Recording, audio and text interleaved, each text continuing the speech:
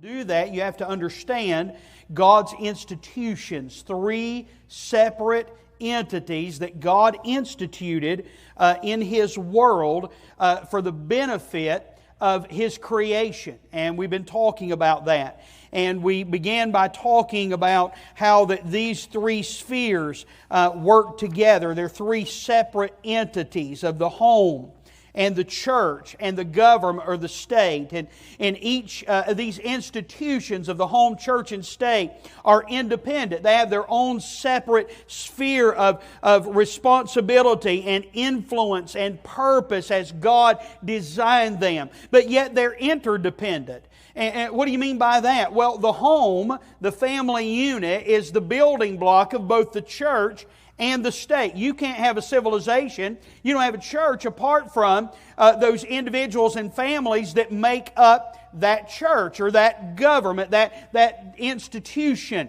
of government over a certain group of people. And so the home is the building block of both the church and the state.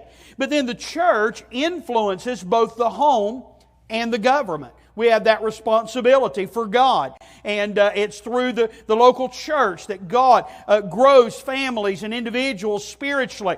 We influence the government for good and to bring about God's purposes within a society as we reach that society with the gospel. But then the government, on the other hand, is ordained by God to provide safety and protection for both the home and the church so that it can flourish. And so each one of them has a different responsibility.